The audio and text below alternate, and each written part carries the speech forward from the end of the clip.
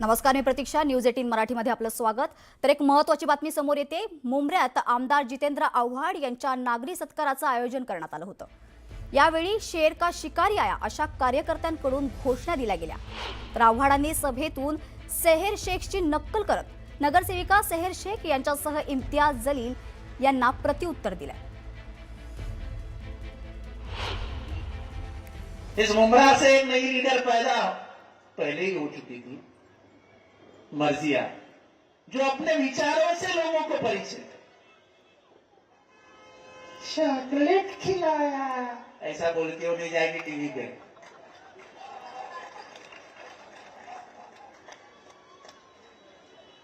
बच्चों को हमेशा प्यार से ही देखा करो यार, नफरत की बू भी नहीं आनी चाहिए. अगर किसी ने बोला, किसी बच्ची ने बोल दिया तो बच्ची है, अपनी बच्ची है यार, उसे प्यार से देखा करो. उससे क्या फर्क गिरता है हमको? हमको कोई फर्क नहीं गिरता है. टिकट नहीं, 40 लोग अगर टिकट मांग रहे हैं तो मैं 4 को ही दे सकता हूं. क्या रोटी है क्या? एक घर में आ दबाइए, काट काट के खाएंगे. नहीं दे सका तो नहीं दे सका. और नाराजगी भी वाहिद है, कोई मैं बुराई नहीं मानता उसमें. तुम्हारा हक था टिकट, लेकिन हालात ऐसे थे कि मैंने टिकट नहीं दे पाया. स्टेशन पे ऐसा हुआ, इस बीच के गली में ऐसा हुआ, रशीद कंपाउंड में ऐसा हुआ. नहीं दे सके इसमें क्या है? तो ये जंग नहीं है शमीम भाई, ये दुनिया मोहब्बत से ही जीती गई है और जीती जाएगी. ये अल्लाह के रसूल ने कहा है, वो ये मानेंगे. और गाली तो आप सल्लल्लाहु अलैहि वसल्लम को भी दीजिएगा, उसमें क्या है? और इसलिए ये शहर को प्यार से जीता है जितेंद्र आव्हाड, नफरत से नहीं. तर आताच एक मोठी बातमी समोर येते. मुंबईतील भाजप शिवसेनेच्या एकत्रित आकडेवारीवर सध्या चर्चा सुरू आहे. महापौर पदासंदर्भात संचालन समितीच्या बैठकीत ही चर्चा झाली आहे. मुख्यमंत्र्यांनी भाजप नेत्यांची मतं जाणून घेतल्याची माहिती सध्या आहे आणि त्यामुळे महापालिकेतील निवडणूक प्रक्रियेबाबत आता चर्चा सुरू आहे. मुंबईच्या महापौर पदासाठी राजश्री शिरवाडकर यांचं नाव आता सध्या पुढे येते. तर आता याबद्दल आपण तुषार आपले प्रतिनिधी आहेत त्यांच्याशी थेट चर्चा करूया, त्यांना विचारूयात सविस्तर माहिती. मुख्यमंत्री देवेंद्र फडणवीस यांच्या नेतृत्वाखाली महत्त्वपूर्ण बैठक झाली मुंबई महानगरपालिका निवडणूक संदर्भामध्ये आणि या बैठकीमध्ये प्रामुख्याने 4 नावं आपल्याला अंतिम चर्चेत आल्याचं पाहायला मिळते. त्यामध्ये पहिलं आघाडीवरती नाव आहे ते म्हणजे राजश्री शिरवाडकर यांचं नाव आहे. दुसरं नाव आहे रितू तावडे यांचं आहे. तिसरं नाव आहे शीतल गंभीर यांचं. तर चौथं नाव योगिता कोळी यांचं आहे. या 4 नावांनंतर आपल्याला या ठिकाणी या 4 नावांसंदर्भामध्ये मुख्यमंत्री देवेंद्र फडणवीस आपल्याला अंतिम निर्णय घेताना पाहायला मिळणार आहेत. मात्र मुंबईचा महापौर आपल्याला विधान प्रामुख्याने जे आता जिल्हा परिषद निवडणूक सुरू आहे, जिल्हा परिषद निवडणुकीनंतर आपल्याला मुंबईचा महापौर पाहायला मिळणार आहेत. कारण की मुख्यमंत्री आणि उपमुख्यमंत्री उद्यापासून आपल्याला जिल्हा परिषद निवडणुकीच्या प्रचारासाठी आपल्याला संपूर्ण राज्यभर आपल्याला मॅरेथॉन प्रचार सभा घेताना पाहायला मिळणार आहे. त्यामुळे मुंबईच्या महापौर आपल्याला फेब्रुवारी नंतर पाहायला मिळणार आहेत. मात्र आता जी खात्रीलायक सूत्रांनी न्यूज 18 मराठीला जी माहिती दिलेली आहे त्यानुसार 4 नावं ही अंतिम टप्प्यात आल्याचं पाहायला मिळतंय. जी निवडणूक संचालन समितीने आता चर्चा केली मुख्यमंत्री देवेंद्र फडणवीस यांच्यासोबत, त्यामध्ये राजश्री शिरवाडकर, रितू तावडे, शीतल गंभीर आणि योगिता कोळी ही 4 नावं आपल्याला आघाडीवर असल्याचं पाहायला मिळतंय. त्यासोबतच स्थायी समितीचं अध्यक्षपद आणि सभागृह नेत्यांसंदर्भात देखील महत्वपूर्ण खलबतं मुख्यमंत्र्यांच्या वर्षा निवासस्थानी आपल्याला घडताना पाहायला मिळाली. धन्यवाद तुषार दिलेल्या सविस्तर माहितीसाठी. तर आणखी एक महत्त्वाची बातमी आता समोर येते. न्यूज 18 मराठीला दिलेल्या विशेष मुलाखतीत शिवसेनेच्या विजय चौगुलेंनी गणेश नाईकांवर जोरदार प्रहार केलाय. नवी मुंबई महापालिकेचा निकाल लागला तरी तिथला भाजप आणि शिवसेनेतील संघर्ष काही थांबताना दिसत नाहीये. टांगापलटी करून असं म्हणणाऱ्या नाईकांवर टीका करत एकनाथ शिंदेंना आव्हान देणं इतकं सोपं नाही असं चौगुलेंनी खडसावून सांगितलंय. त्यामुळेच आता निवडणुकीनंतर वादाचा नवा अंक सुरू झाल्याची चर्चा आहे.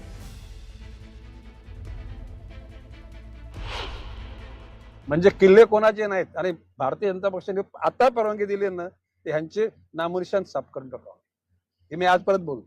पण तर काय आम्ही भारतीय जनता पक्ष शिस्तीचा पक्ष आहे म्हणून आम्ही ते आदेश मानतो. काय बोललो आम्ही आदेश मानतो. मनाला नाही न पटताना हे कार्यकर्त्यांनी सण केलेले पक्षाकरता पक्षाच्या नेतृत्वाच्या आदेशाकरता असं माझं मत आहे. आणि ते आता हे मी बोलतो याचं ट्रान्सलेशन हिंदी इंग्लिश मध्ये सगळीकडे होऊन जातं. दरम्यान नाईकांनी केलेल्या टीकेला चौगुलेंनी काय प्रत्युत्तर दिलंय पाहूयात. बालेकिल्ला सुद्धा राहणार नाही असं ते म्हणून एक प्रकारे चॅलेंज करतायत शिवसेनेला किंवा एकनाथ शिंदेना. मी काय बोलतो त्यांनी चॅलेंज नव्या मुंबईतूनच घ्यावं.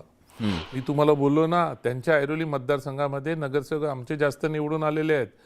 एकनाथ शिंदे साहेबांना चॅलेंज घेण्याला एवढं सोपं नाही आहे. एकनाथ शिंदे आहेत.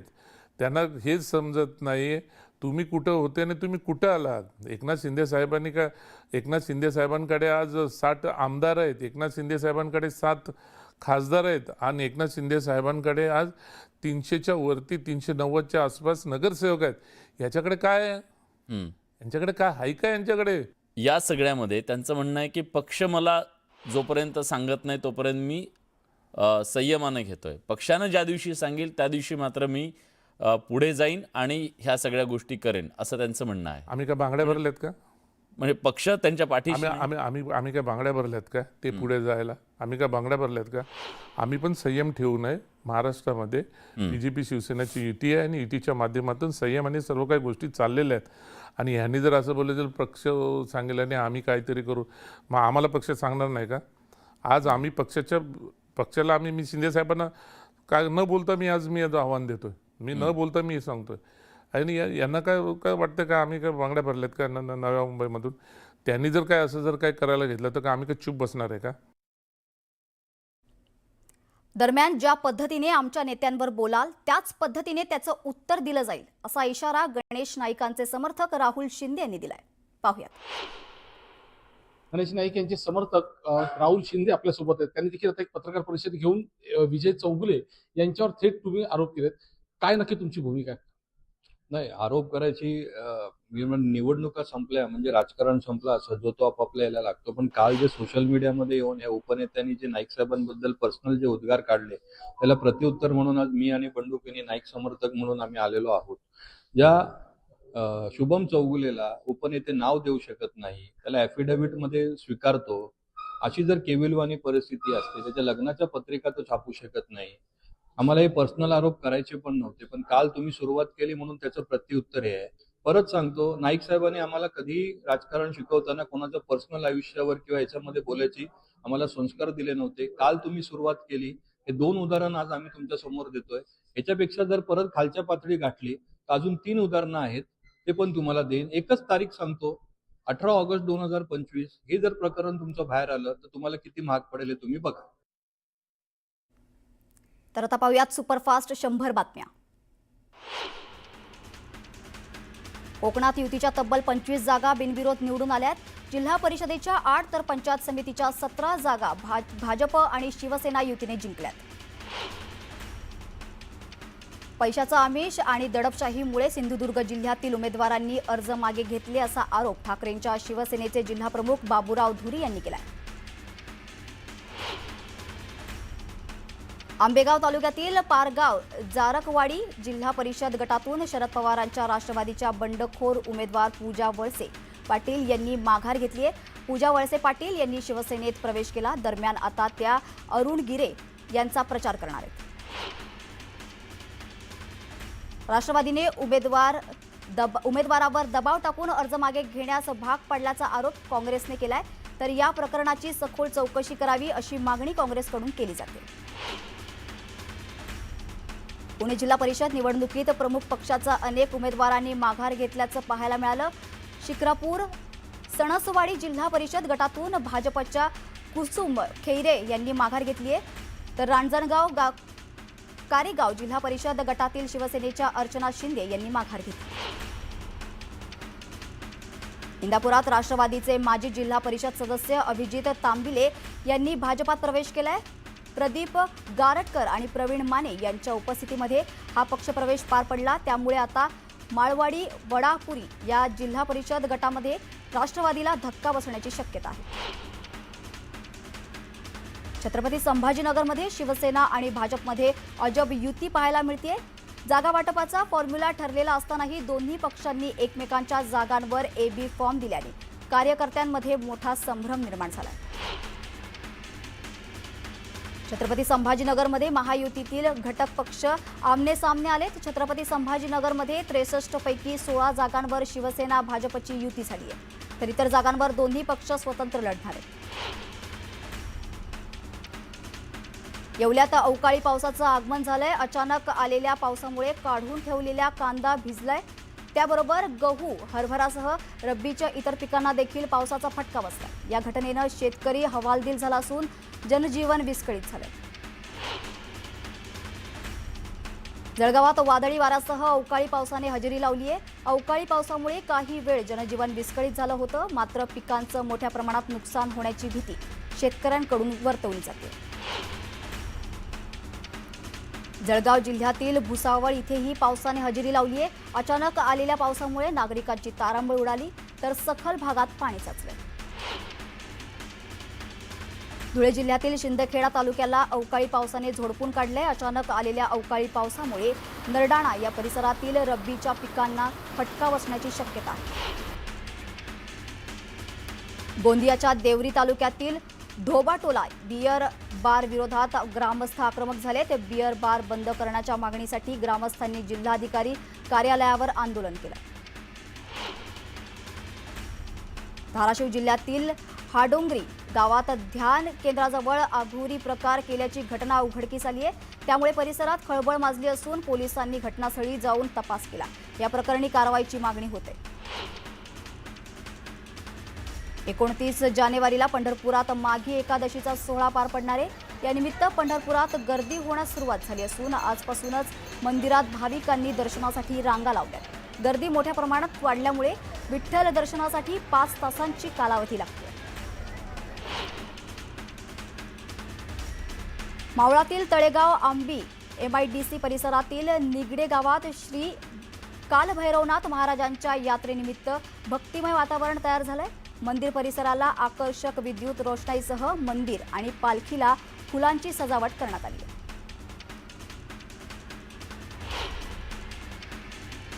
तर इथे घेत आहोत छोटासा ब्रेक. कुठेही जाऊ नका, पाहत रहा न्यूज 18 मराठी, आवाज महाराष्ट्राचा.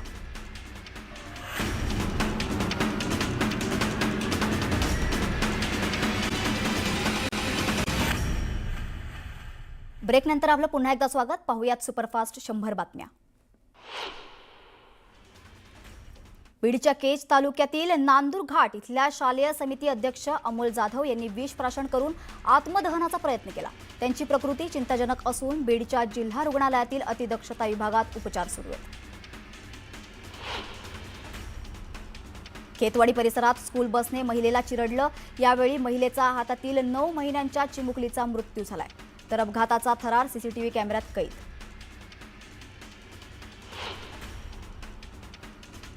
सिल्लोड तालुक्यातील गणेशवाडी परिसरातील पूर्णा नदी पात्रात मृतदेह आढळलाय. पोलीस घटनास्थळी पोहोचले असून पुढील तपास सुरू आहे.